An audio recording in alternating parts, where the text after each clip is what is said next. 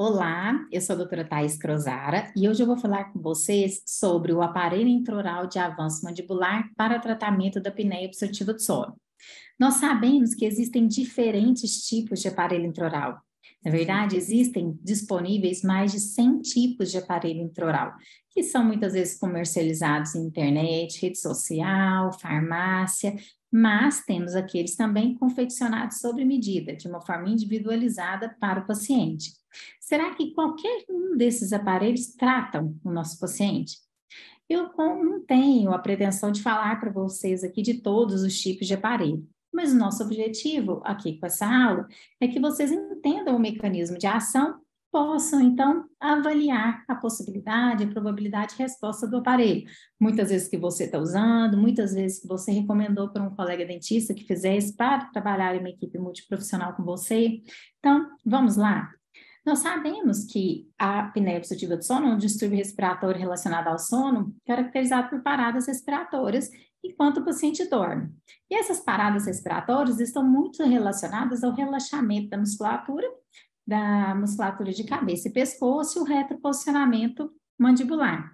O aparelho intraoral, ele tem como objetivo estabilizar quando necessário, avançar a mandíbula, com o objetivo, então, de aumentar o volume da via aérea.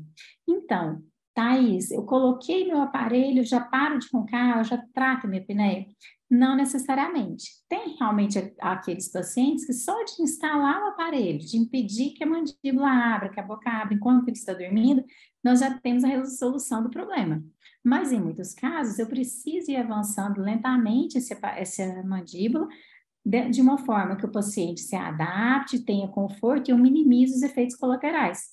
Então é importante que o aparelho ele tenha um mecanismo que permita esse avanço lento e progressivo e que o aparelho seja feito sob medida para o paciente, para minimizar ao máximo o desconforto e também para promover retenção.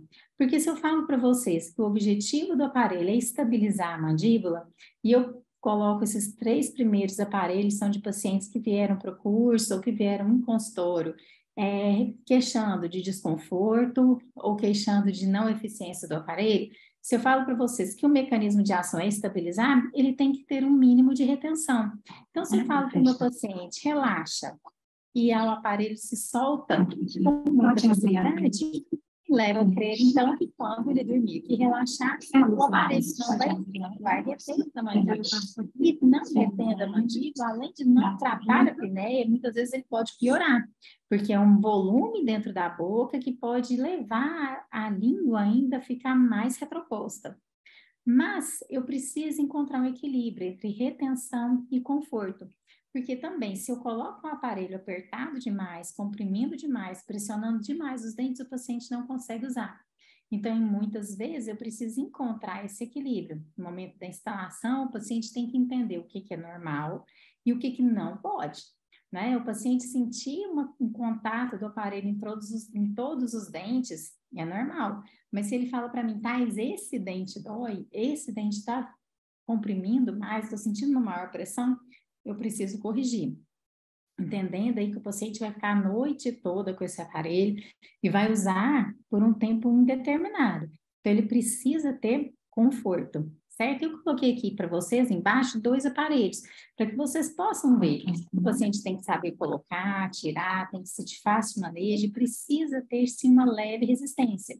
Esse primeiro aparelho é o que nós chamamos de somnodente. São 2 placas, elas são desarticuladas, é de fácil adaptação, fácil aceitação, e normalmente nós indicamos para aqueles pacientes que têm mais uma sensação de claustrofobia, que não conseguem ficar com a boca totalmente travada.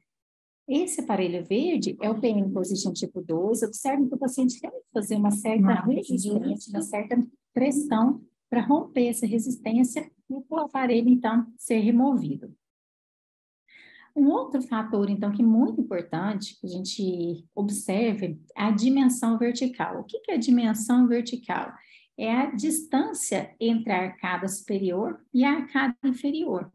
É o contato entre o incisivo superior e o incisivo inferior.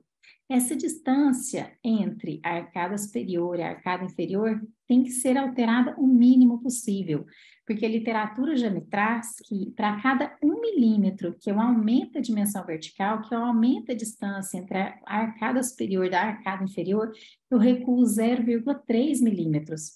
Então, quanto mais eu aumento a dimensão vertical, pior é a eficiência do meu aparelho. Pior é, então, a resultante de avanço mandibular. Então, quanto menos eu altero a dimensão vertical, menos eu rotaciono a mandíbula para trás. E também tem esse outro trabalho que tem mostrado-se de uma forma bastante interessante. Aqui a posição inicial é a relação de máxima intercuspidação, a posição 2 é a máxima protrusão confortável, e a posição 3 é a máxima protrusão confortável, com aumento da dimensão vertical. E o que eles observaram, gente? Olha, na posição 1, eu tenho um volume de via aérea, na posição 2, eu tenho um ganho nesse volume de via aérea, e na posição 3, onde eu aumentei a dimensão vertical, eu perdi volume de via aérea. E essa perda de volume, ela acontece tanto em velofaringe, em orofaringe, quanto em hipofaringe. Então, se eu falo para vocês que o aparelho intraoral ele precisa ter a menor alteração de dimensão vertical possível, eu pergunto para vocês, qual desses aparelhos tem o maior potencial de ação? Maior chance de resolver, de ter menos, que o paciente apresente menos desconforto? Esses da esquerda ou esses da direita? Observem quanto está aumentada a dimensão vertical desses aparelhos. E não, tem alguns casos que o paciente apresenta uma curva de SPI muito acentuada e nós precisamos fazer alguns tipos de individualização para minimizar ao máximo a dimensão vertical. Mas observem que especificamente nessa paciente não foi difícil. O aparelho da esquerda, ele realmente tinha sido confeccionado com ganho excessivo com aumento, né, excessivo de dimensão vertical, e confeccionando o outro aparelho de uma forma adequada, nós conseguimos minimizar ao máximo essa alteração na dimensão vertical. Então, deixando algumas mensagens finais para vocês, o aparelho intraoral de avanço mandibular é um tratamento efetivo no controle da apneia obstrutiva do sono, porém, assim como qualquer outra terapia, ele apresenta indicações, contraindicações, limitações e tem potencial, sim, para causar efeitos colaterais. É fundamental uma anamnese detalhada, individualizada e abrangente para que nós possamos estabelecer o correto diagnóstico, definirmos o melhor protocolo terapêutico e assim nós possamos alcançar o maior sucesso possível e ter o melhor prognóstico possível. Lembrando sempre, esse aparelho o paciente não vai usar por 1 ano, 2. A apneia obstrutiva do sono é uma condição clínica progressiva. Então, nós temos pacientes usando 5, 6, 7 anos de uso do aparelho intraoral. Então, muito obrigada pela presença de vocês. Nos vemos nas próximas aulas.